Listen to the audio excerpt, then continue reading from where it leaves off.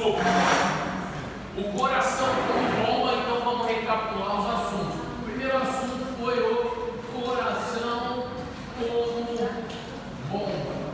Depois disso, eu cheguei a comentar sobre a hematose, ou seja, a troca gasosa. Terceiro assunto, eu comentei um pouco sobre as capacidades ventilatórias. Eu já fiz um link da troca gasosa, vocês lembrarem, sobre as características pulmonares e pleurais. Lembram disso? Características pulmonares e pleurais. Então isso foi abordado na aula passada. Eu posso retomar novamente, mas eu acho que ficaria um pouco cansativo. O que eu vou fazer? Já vou começar conteúdo novo e, se vocês me permitirem, ao final, faltando uns 40 minutos para o término da aula após o intervalo, ou o recreio, eu volto e vou fazendo um recordatório. Então nós vamos para a próxima etapa, não é? Que é a despolarização elétrica do coração.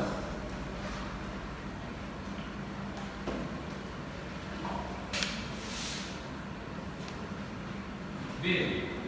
Despolarização elétrica do coração.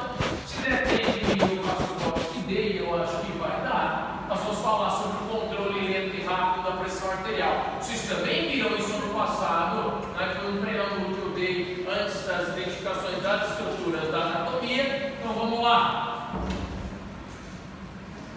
Controle lento e rápido da pressão arterial.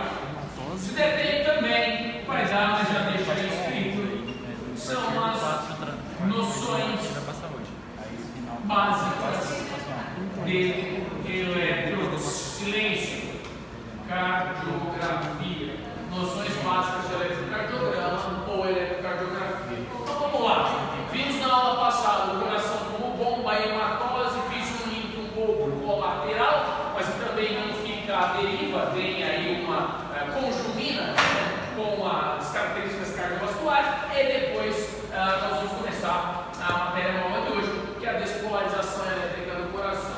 Vocês viram que o coração é um músculo envolvente. Que susto, cara! Licença, vai lá, Mickey Mouse! Fala aí, esse cara é fantástico. E o tio dele, então? O dele é mais fantástico ainda. Só o magro não dominar o mundo. Então eu tenho o coração aqui, tem átrio direito, átrio esquerdo, ventrículo direito, ventrículo esquerdo. Então é um músculo. Esse músculo é formado, evidentemente, por um agregado de aminoácidos que, por sua vez, forma um agregado proteico silêncio. E esse agregado proteico forma uma unidade sarcomeral, que é a unidade funcional da musculatura estriada cardíaca. O músculo é involuntário, então nós não conseguimos pedir para o coração bate mais, ou bate menos. O coração é uma musculatura involuntária.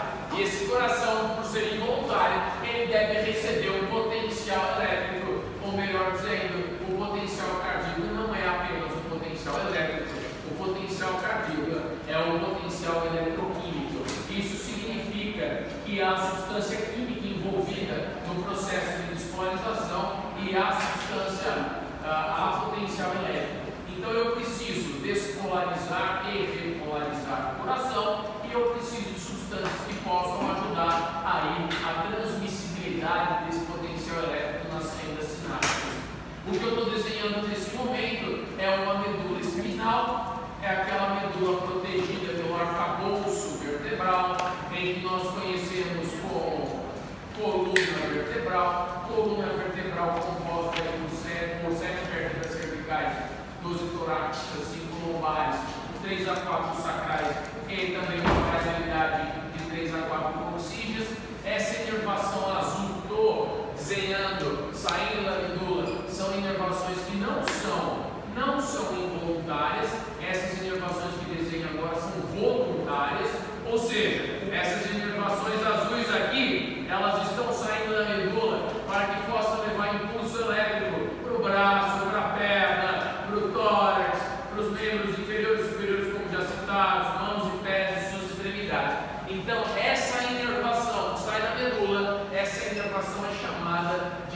inervação espinal mista. Isso significa que a inervação espinal mista é uma inervação voluntária. Mexe braço, mexe perna, mexe o corpo inteiro. O coração não faz parte da inervação voluntária. O coração faz parte da inervação involuntária. Significa que o coração bate independentemente das vontades que temos para que o mesmo o faça. Sendo assim, o sistema nervoso que rege as contrações involuntárias é chamado de sistema nervoso autonômico ou autônomo.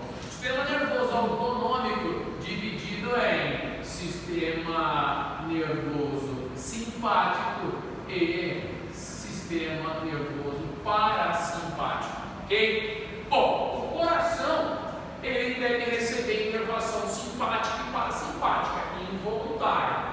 De grande modo, o padrão da inervação simpática é um padrão que libera impulsos que são excitatórios, impulsos que fazem com que órgãos e tecidos possam se excitar, contrair, soltar, liberar neurotransmissor de outra linha, ou talvez hormônios. Então, o sistema nervoso simpático ele é próprio, ele excita. E o sistema nervoso parasimpático, em sua grande maioria de atividades, ele inibe. É aquele que abranda a frequência de contração, é aquele que diminui a motilidade intestinal, é aquele que tal. Então eu tenho um sistema que excita órgãos e tecidos e eu tenho um sistema que inibe órgãos e tecidos. Mas não é sempre, não é regra. Eu tenho, na grande maioria, o sistema simpático excitando, mas com algumas situações aí, algumas exceções ele inibe. Enquanto o parasimpático, em sua grande maioria, inibe, em algumas exceções ele faz o quê? Excita. Então esse grandemente é o excitador e esse grandemente é o inibidor. Só que pode haver algumas situações em que esse possa inibir e o outro possa excitar, não impede. Então nós estamos em uma linha de tendência, essa é de excitação e essa é de inibição. Bom, então o coração é uma massa muscular, nós já vimos ele como bomba, nós já vimos esse coração bombeando o sangue e fazendo todo aquele ciclo, ou melhor, aquele circuito da circulação fechada. Nós vimos isso nas aulas passadas. Sendo assim, eu preciso que o coração contraia, e todo músculo para contrair precisa de impulso eletroquímico. De novo, todo músculo, e o coração é um músculo, todo músculo precisa de um potencial eletroquímico. Todo músculo precisa de um potencial eletroquímico, o coração é um músculo e precisa disso. Quem manda esse potencial eletroquímico? De onde vem esse potencial? Eu preciso de um poste gerador de energia, e desse poste, essa energia possa ser dissipada ou pormenorizada em áreas sub-áreas, como o poste na tua casa faz com que a distribuição possa ocorrer via fio pelos cômodos ali. Então eu tenho um poste de energia, presumivelmente é daqui que sai a energia, e essa energia tem que vir para órgãos e tecidos. Entre órgãos e tecidos que eu acabei de citar, temos o coração. Sendo assim, eu preciso saber onde fica o meu sistema simpático e o parasimpático. Como saber onde fica? Ele não é virtual, ele é um sistema real, um sistema concreto. Então, onde fica esse sistema? Onde fica esse sistema nervoso simpático e parasimpático? Porque o voluntário eu sei, o voluntário sai da medula, ele vai para o gânglio de saúde, do gânglio ele vai para o braço, vai lá no músculo do bíceps, por exemplo, e aí contrai, beleza. Esse é o voluntário. Agora, onde é que está o sistema aí que é involuntário? Eu não comando essas atividades, eu comando a motilidade intestinal. Vamos devagar, mais rápido. Eu tanto não comando que quando você está com um piriri, vai chegando perto de casa, parece que está apertando. Depois a gente comenta sobre isso no sistema digestório. Moral da história. Então eu tenho uma distribuição regionalizada nesses sistemas. O sistema simpático, ele é um sistema ao longo da medula, ou seja, ele é um sistema ganglionar, ele é formado por uma cadeia ganglionar. Cadeia ganglionar. Professor, quer dizer então que o sistema simpático ele tem um juncionamento, ele tem uma aproximação com essas outras inervações que são voluntárias? Claro que sim, ele é involuntário, mas ele tem uma fixação ali ganglionar, nesta cadeia ganglionar dos gânglios espinais aqui, tá? Então eu tenho aqui como uma cadeia ao longo da medula o meu sistema o quê? Simpático, que na maioria das vezes é o que? Excitatório e algumas delas inibitório. Pergunto, o coração precisa de um potencial elétrico excitatório? Precisa. E aí eu tenho um gânglio específico, e esse gânglio tem nome, vamos pegar. Eu pego um gânglio aqui, ó. Pego um gânglio e mando inervação para onde? Para o coração. Qual é o nome desse gânglio aqui? Esse gânglio é chamado, vamos lá, melhor assim, para ficar bonitinho. Nossa, que ridículo. Eu tenho um gânglio chamado de gânglio estrelado. Então o gânglio estrelado é um dos gânglios dessa cadeia simpática que especificamente leva uma inervação para o coração. Pergunto, este sistema simpático, na maioria das vezes, ele é excitatório ou inibitório? Excitatório. Excitatório. Então, vamos lá. Manda informação para excitar, manda informação para excitar, manda informação para excitar. Ó. Vai excitar o coração. Tá batendo. Né? Então está mandando potencial eletroquímico excitatório.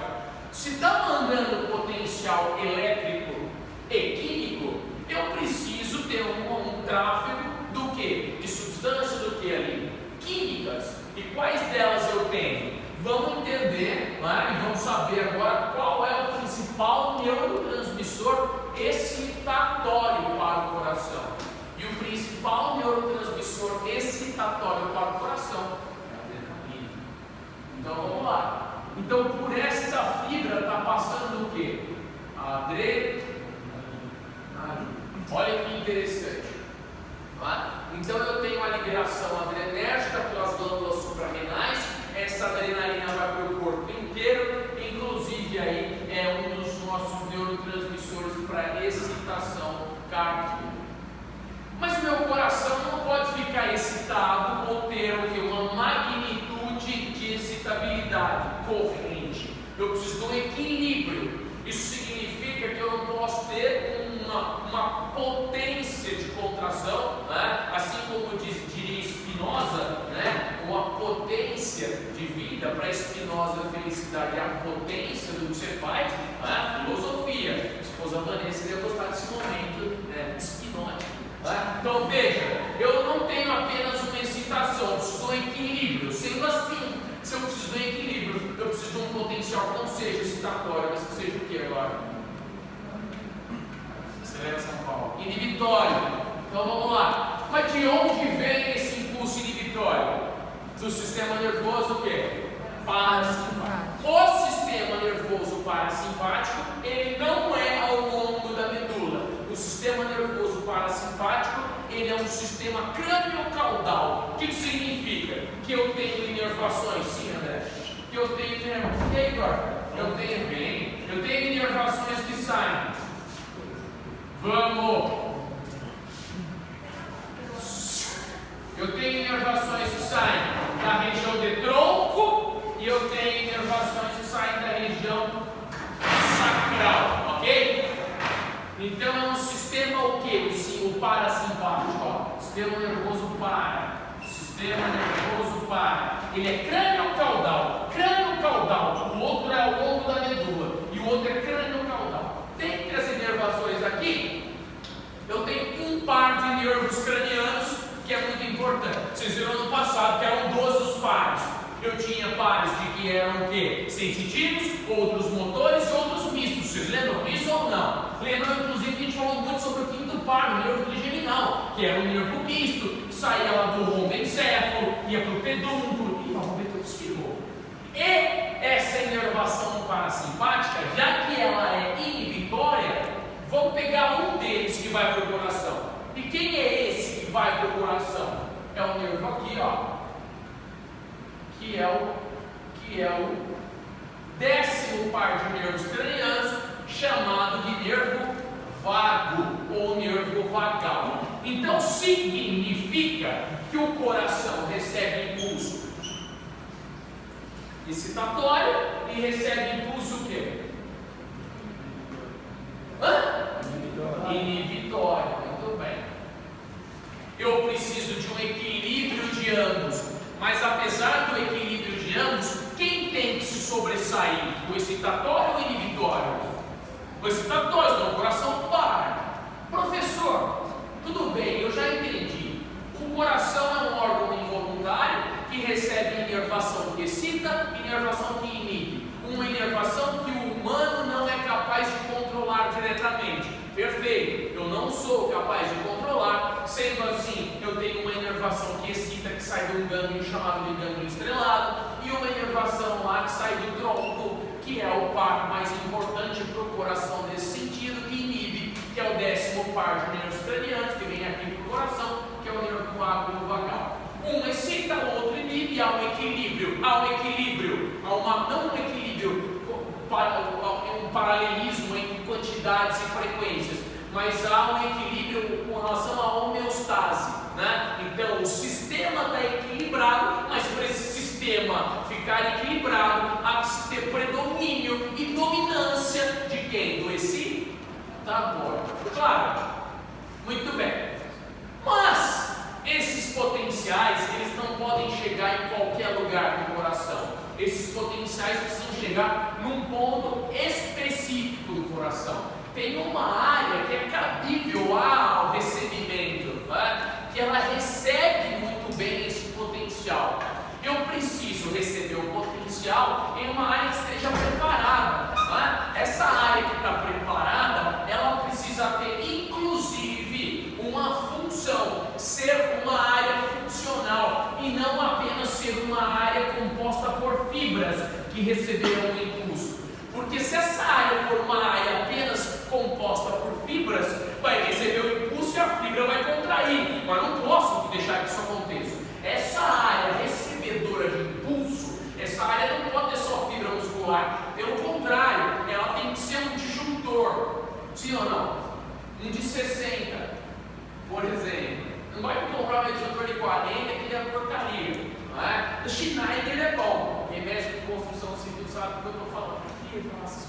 Mas beleza, aí você tem um disjuntor ali. Isso significa que eu tenho um conjunto de corpos de neurônios fora do sistema nervoso central. Professor, você quer dizer que esses impulsos elétricos eles não vão diretamente para o músculo? Não, eles vão para uma massa neuronal? Sim, essa massa neuronal os recebe, ou seja, recebe esses impulsos? Sim, e faz o que com esses impulsos? Controla.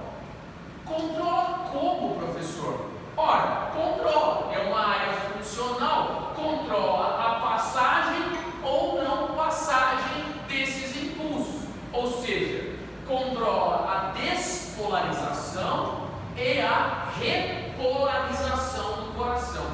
Toda fibra muscular, para que ocorra uma contração, precisa ora despolarizar, ora precisa repolarizar. Vocês sabem disso. Vocês viram metabolismo celular, bomba de sódio e potássio, entra sódio, sai potássio, lá o cloro permeia a superfície. Significa então que para esse coração contrair na frequência correta, no ritmo correto, eu preciso de uma estrutura aqui. Essa estrutura aqui é um gânglio, porque é fora do sistema nervoso central. Essa estrutura é chamada de, vamos lá, vocês já sabem, nó do sino atrial ou nó sino atrial. Então vamos lá. sinoatrial. Veja bem, eu tenho uma área recebedora e percebedora de impulso elétrico, né, que coordena a liberação dessas frequências de impulso. Então, essa área ela consegue controlar velocidade, amplitude e frequência de onda. Velocidade, amplitude e frequência de onda elétrica. Essas ondas elétricas, elas precisam passar para a musculatura atrial, porque se esse potencial elétrico não passar para átrios não contraem. Lembram disso? Eu preciso sempre de potencial elétrico passando para a fibra, para o potencial elétrico inclusive ser profundo na fibra, despolarizar retículo sarcoplasmático, liberar cálcio, o cálcio vai para a troponina C, lembra? Faz uma mudança conformacional na tropomiosina, sítios ativos de actina se abrem, cabeças de miosina se ligam, há um movimento sempre feito por quebra de ATP por ATPase miosínica, tudo isso aí é fisiologia da contração muscular. Tudo que acontece para contrair o bíceps acontece para contrair o coração, por exemplo. Isso significa que eu tenho que dissipar potencial elétrico, né? Eletricidade, ela tem que ser dissipada para a massa cardíaca. Olha que bacana. Então essa eletricidade que vem do tronco, essa eletricidade que vem do gânglio estrelado, as duas vão para o coração, no ápice do átrio direito. Na porção mais superior do átrio direito tem uma área funcional, onde não há apenas músculo, onde há conjuntos de corpos de neurônios, uma área que recebe e controla essa frequência, dá esse ritmo para o coração. Professor, então me diz mais sobre esse ritmo. É como se fosse o nosso marca-passo fisiológico. O nódulo sinoatrial passa a ser o nosso marca-passo fisiológico. Ele dá um ritmo, ele vai dando o ritmo, o compasso no coração, ok? Vocês estão vendo que vocês estão muito animados com o carnaval, né? E aí é o seguinte, esse coração, ora vai liberar um potencial, ora vai liberar um potencial com uma magnitude maior para a contração, ora vai mandar um potencial com uma magnitude maior para o relaxamento. Então vamos ver como isso procede. Esse nódulo sinoatrial, esse nódulo sinoatrial, quando libera o impulso, o que ele faz? Ele gera um potencial para a contração atrial. Tá? Então veja, saúde. Liberou o impulso, átrios contraíram, ok? Vamos. Liberou o impulso, átrios contraíram. Maravilha, átrio contraíram. Só que o impulso elétrico, ele se dissipa rapidamente. É bem rápido. É como se fosse o coronavírus. O negócio não para. A dissipação é uma velocidade incrível. E se o coração é feito de músculo de cima e embaixo, significa que o potencial poderia se dissipar para ventrículo de uma vez, não poderia? Poderia, mas não vai. Por que não vai? Não vai porque eu tenho uma outra bolinha dessa aqui no meio. Eu tenho um outro núcleo, ou melhor, um outro gânglio ali que é extremamente funcional. Eu tenho uma outra estrutura que também é capaz de gerar compasso, liberar impulso, segurar impulso, igual o primeiro. Então o primeiro libera e segura impulso, o segundo também é capaz de liberar e segurar impulso. Então veja, aqui também eu posso liberar, tanto quanto eu posso segurar o impulso elétrico. Cada fiozinho desse que eu desenhei não é vaso sanguíneo, é fio, é nervo, que está levando um potencial o quê? Elétrico. Então, brincando do disjuntor lá, eu tenho disjuntor em cima e tenho disjuntor no meio. Para isso, eu preciso que esse esteja aberto para liberar o quê? Fluxo, potencial elétrico para átrio. E depois eu preciso que este esteja aberto para liberar fluxo e potencial elétrico para ventrículos. Os dois podem estar liberados ao mesmo tempo? Não podem. Por que os dois não podem estar liberados ao mesmo tempo? Porque senão as 4 câmaras cardíacas elas iriam contrair ao mesmo tempo. Aonde recebe eletricidade, contrai. Nesse caso, ou contrai ou relaxa, evidentemente, porque é despolarização e depolarização. Mas aqui, onde recebe eletricidade, quando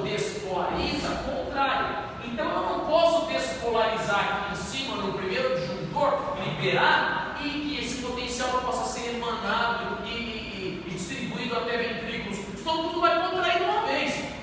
Então quando esse primeiro disjuntor solta a eletricidade, esse daqui tem que estar fechado. Sim ou não? É assim que funciona. Porque enquanto esse libera eletricidade, as duas massas atriais musculares, elas vão fazer o quê? Contrair e empurrar o sangue para baixo.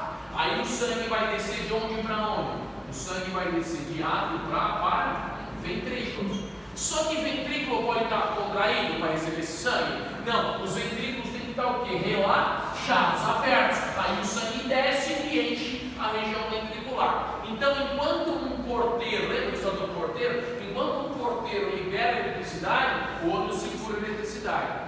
Aí vai chegar a vez do quê? Do segundo porteiro abrir a porta para liberar a eletricidade para onde? Para ventrículo. Ao momento que esse segundo porteiro abre, o primeiro tem que estar o quê? Fechado, não é isso? Senão dá conflito. Então eu não posso ter a abertura ali das duas ao mesmo tempo. Esse segundo porteiro, ou esse segundo disjuntor, ele é chamado de nódo atrioventricular. Vamos lá. Nódo atrioventricular.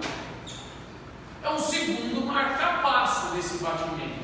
Pessoal, é claro que a magnitude do potencial elétrico, ela tende a crescer à medida em que adota um sentido caudal. O que isso significa?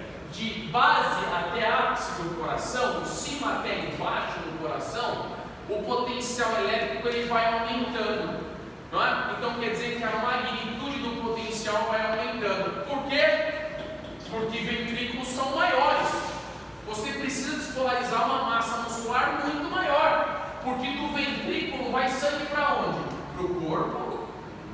E do ventrículo direito vai sangue para onde? Para os pulmões. Então quer dizer, a distância da qual tem que bombear sangue é muito maior, a pressão de ejeção tem que ser maior, o volume de ejeção tem que ser maior, o débito cardíaco tem que ser maior. Por isso, o potencial de ação aqui também tem que ser maior. Por isso, o potencial elétrico ele é mais robusto nessa região, ok? Então vamos lá. Como é que ocorre a despolarização elétrica do coração?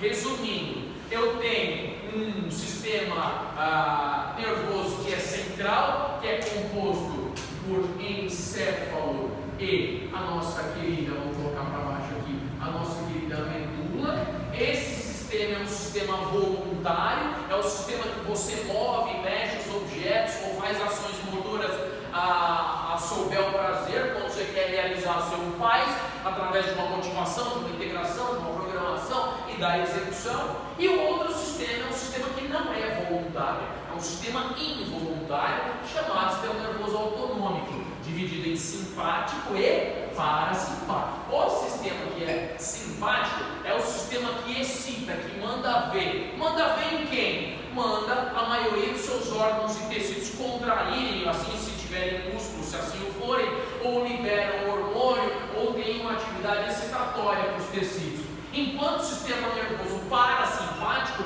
ele vai inibindo. O coração entra nessa história. Você não consegue voluntariamente pedir para o coração contrair mais rápido ou mais devagar, tá? Aumentando a dinâmica. Então o coração também recebe impulso o quê? Que excita, e o coração também recebe impulso que o quê? Que inibe. Por isso que o seu coração pode ter uma atividade de taquicardia ou uma atividade de bradicardia, de calma. O sistema nervoso simpático, que é para esses casos da taquicardia, ou seja, o que vai acelerar o coração, esse sistema ele está onde? Ao longo da medula, está conjuminado com a medula. Então quer dizer, são vários gânglios, é uma cadeia ganglionar à altura da medula. Esse é o que excita. E tanto é que dessa cadeia ganglionar tem um gânglio específico. Um gânglio específico chamado de gânglio o quê? Estrelado. Esse gânglio estrelado vai levar impulso de excitação para o coração. Enquanto isso, eu tenho um sistema dentro do autonômico que é o parasimpático. Esse já não é formado por uma cadeia ganglionar. Esse já é um sistema, uma distribuição crânio-caudal, ou seja, inervações que são provindas dos pares e são pares de nervos cranianos e inervações que são ali na região sacral. Por exemplo, ereção e ejaculação. Ereção e ejaculação você não controla.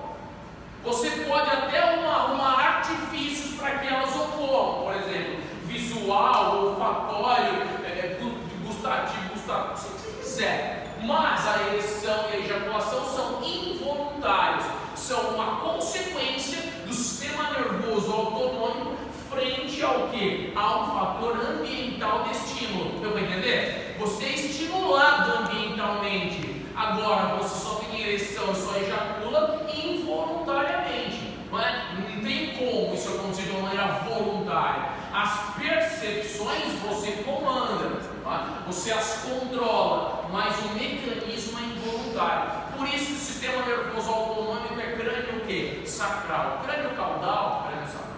Então vamos lá. Vamos falar do coração. Recebe impulso que excita, lá do gânglio estrelado, e recebe impulso do nervo vago. Nervo vago. O impulso que inibe é o vago vagal, lá do tronco, não é? Do sulco ali, entre a região pontina e bulbar, pontina, vem a inervação do 10º par, vai lá para o coração.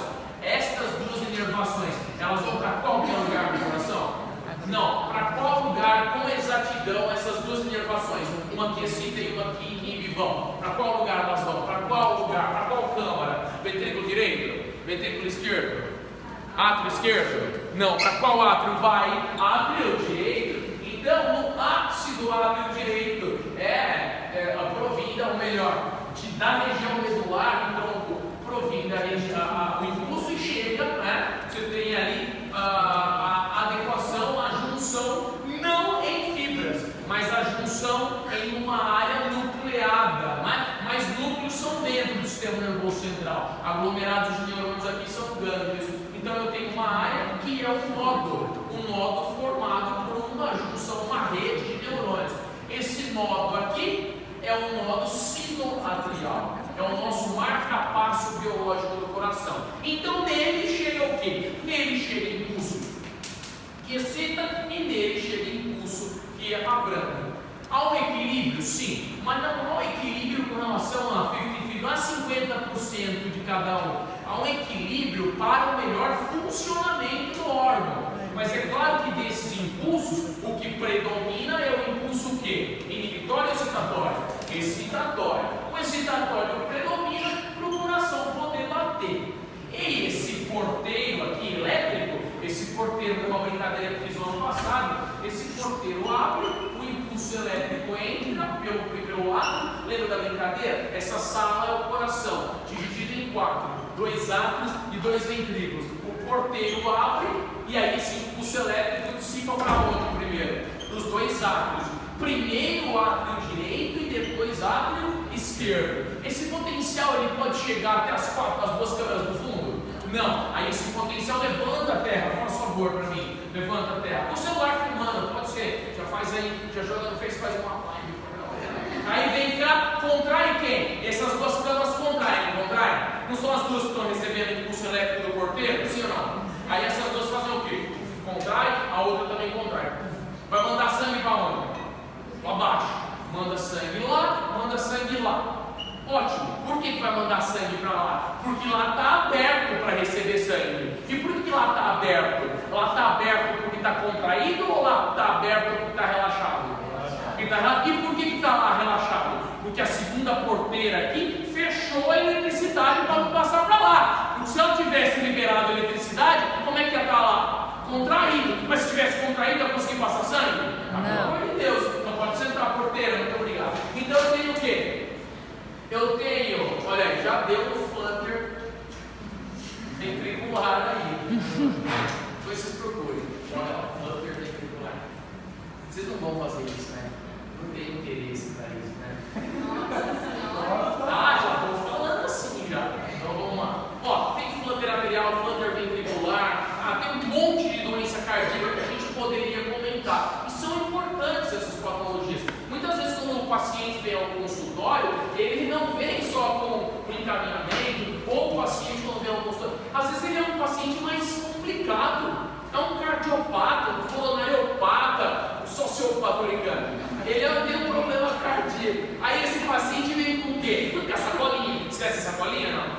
sacolinha. Ele vem com a sacolinha cheia de exame, cheia, aquela sacola cheia. E vem ressonância, tomografia, eletrocardiograma, eletroencefalograma, tem tudo lá dentro. Tem até a lista do mercado, tem coisa lá que você, pelo amor de Deus, você está entendendo ou não?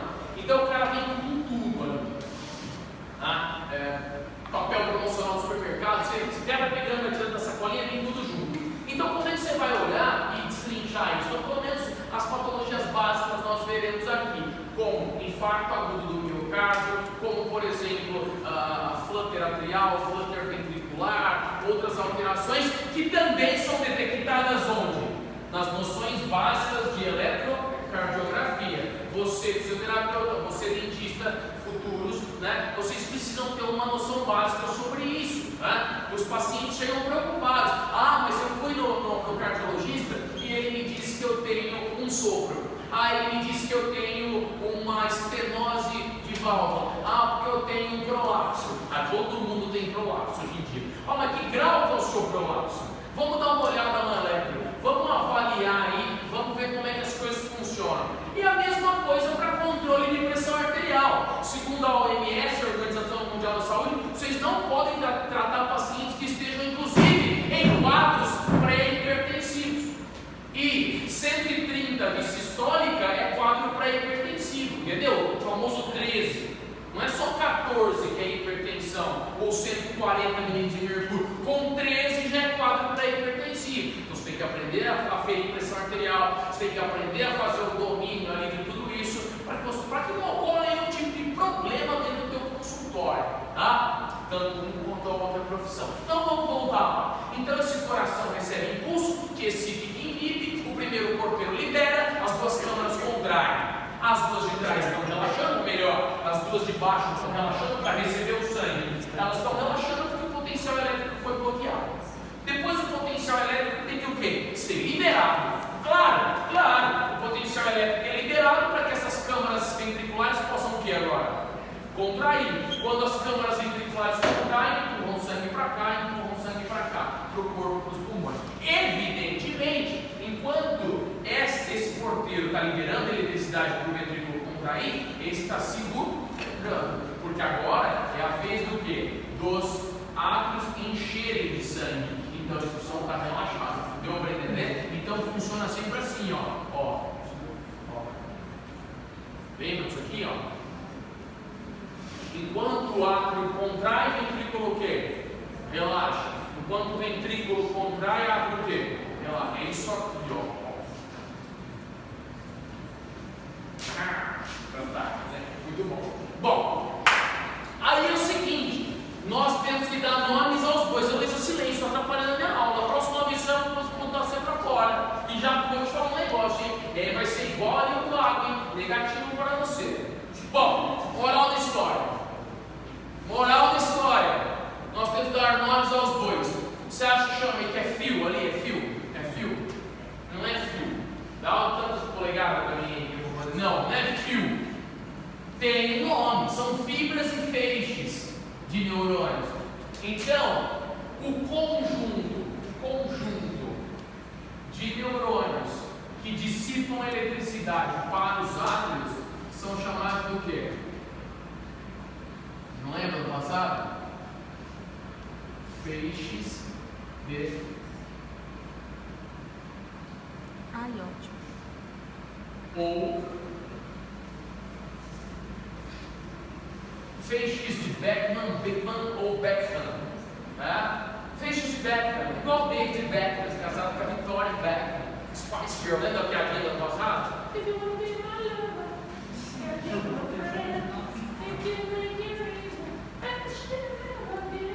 Bom, aí tem esse cara, se não esquecer nunca mais, você pode esquecer. Então os feixes que despolarizam átomos são os feixes do quê?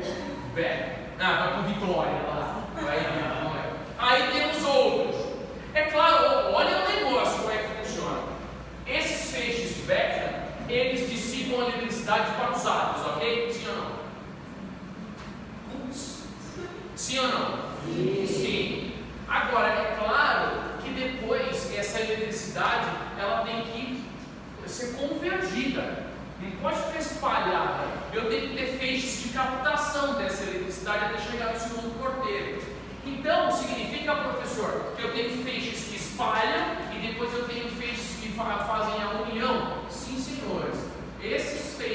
realizam a união e a centralização do impulso, esses feixes são chamados de feixes de His. Sim ou não? Os que liberam a eletricidade para os átomos são de Beckmann ou Beckmann. Os que centralizam o impulso são os feixes de His. E os feixes que liberam a eletricidade para os ventrículos agora? Saúde. São feixes ou fibras de Purkinje. Olha que bonito. Então eu tenho feixes de Beckmann ou Beckmann, fibras de His e feixes do quê? De Purkinje. É basicamente isso. Saúde. Primeiro contrai, depois centraliza, depois dá um stop, depois passa para a ventrículo.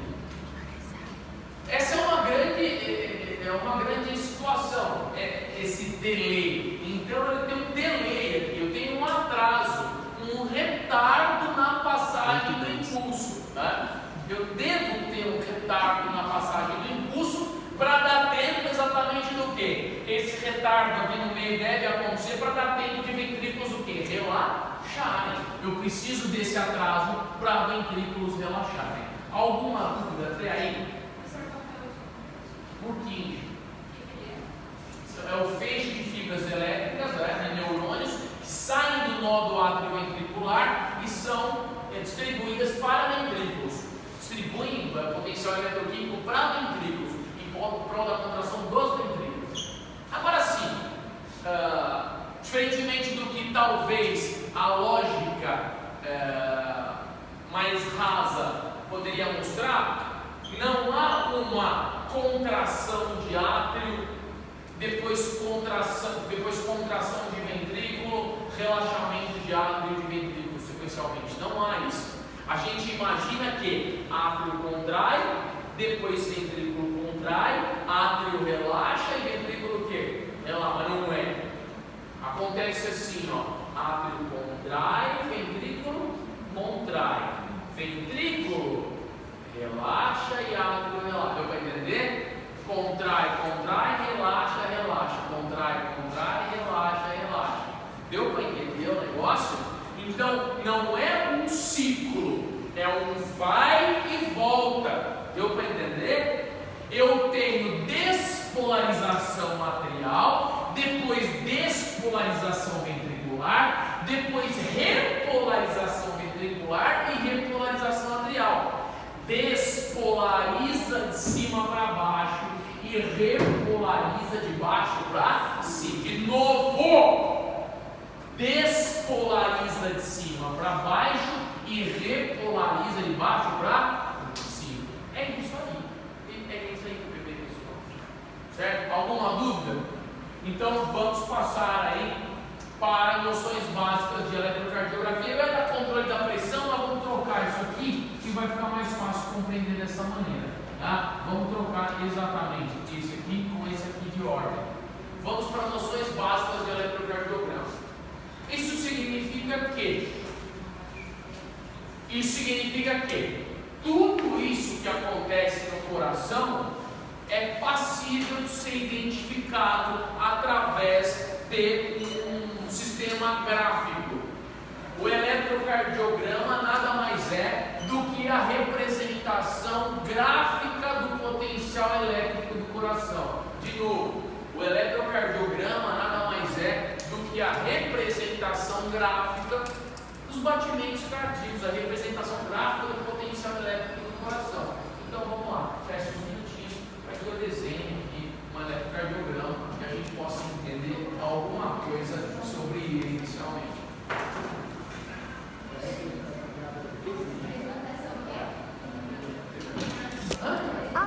Caiu. O potencial elétrico cardíaco.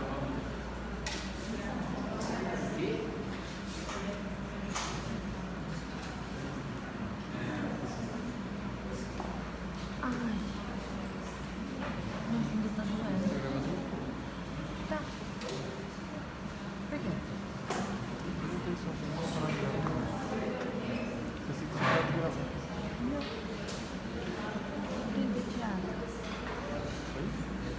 que é? Eu tô sem entender nada. Hã? Eu tô sem entender nada.